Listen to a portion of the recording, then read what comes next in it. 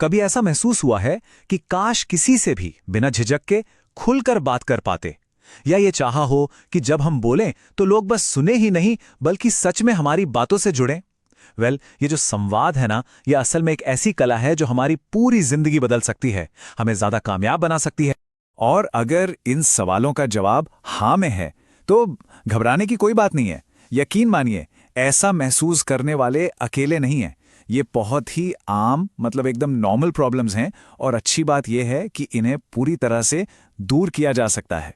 तो आज हम सिर्फ बातचीत करना नहीं सीखने वाले, नहीं, हम ये सीखेंगे कि बातचीत शुरू कैसे की जाए, उसे दिलचस्प कैसे बनाए रखा जाए, और सबसे जरूरी, उसे एक पॉजिटिव नोट पर खत्म कैसे किया जाए। तो चलिए शुरू करते हैं सफर को। तो सबसे पहले बात की जड़ तक जाते हैं, बातचीत की कला।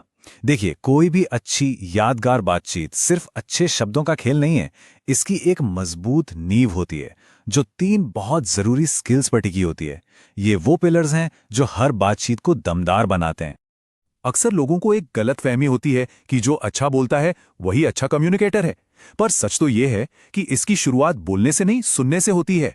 एक्टिव लिसनिंग मतलब जब आप किसी की बात ध्यान से सुनते हैं, सवाल पूछते हैं, तो सामने वाले को लगता है कि हाँ, उनकी बात की वैल्यू है।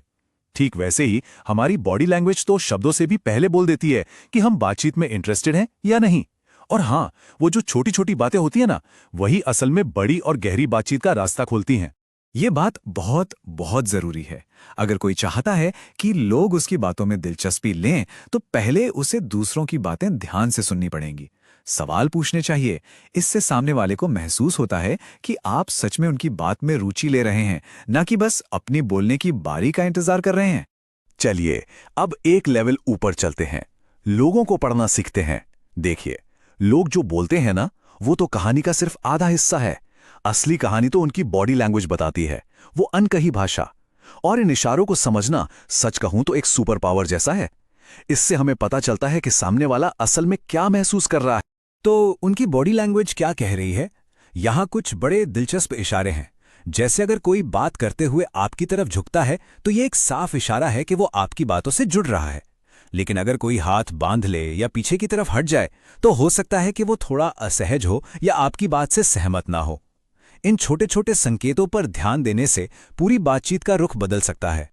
और कुछ संकेत तो ये भी इशारा कर सकते हैं कि कोई सच बोल रहा है या नहीं। हाँ, एक बात का ध्यान रखना जरूरी है, ये कोई पक्के सबूत नहीं होते। लेकिन अगर कोई आंखें मिलाने से बच रहा है, बार बार अपने मुंह या होठों को छू रहा है, या उसके जवाब या तो बहुत ज्यादा लंबे हैं या बहुत ही छोटे, तो हो सकता है कि वो कुछ छिपाने की कोशिश कर रहा हो। अच्छा, अब बात करते हैं करिश्मा बढ़ाने की। ये जो करिश्मा शब्द है ना, सुनकर लगता है कि ये कोई जादुई चीज है जो बस कुछ ही लोगों के पास होती है, पर ऐसा बिल्कुल नहीं है। करिश्मा असल में कुछ स्किल्स का एक कॉम्बिनेशन है जिसे कोई भी सीख सकता है। ये वो चीज है जो लोगों को अपनी तरफ खींचती है और बातों में वजन डालती है। तो करिश्मा के 3 मेन पिलर्स होते हैं। सबसे बड़ा हिस्सा है अटूट आत्मविश्वास, मतलब खुद पर और अपनी बातों पर पूरा भरोसा। दूसरा है इमोशनल इंटेलिजेंस, यानी सिर्फ अपनी नहीं, दूसरों की फीलिंग्स को भी समझना और उस हिसाब से रिएक्ट करना। और तीसरा है ह्यूमर का सही इस्तेमाल, जो माहौल को हल्का फुल्का बना देता है।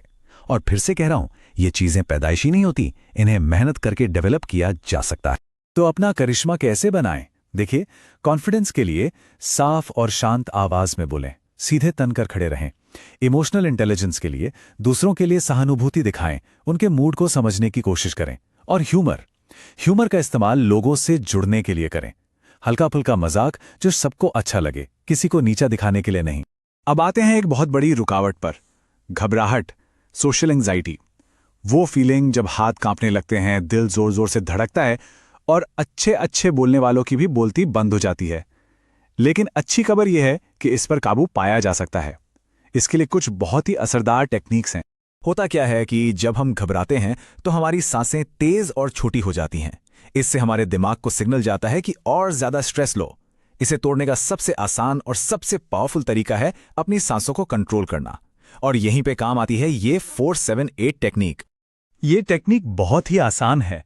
बस 4 सेकंड तक नाक से सांस अंदर लेनी है, फिर 7 सेकंड तक उसे रोक कर रखना है, और फिर 8 सेकंड तक धीरे धीरे मुंह से सांस छोड़नी है।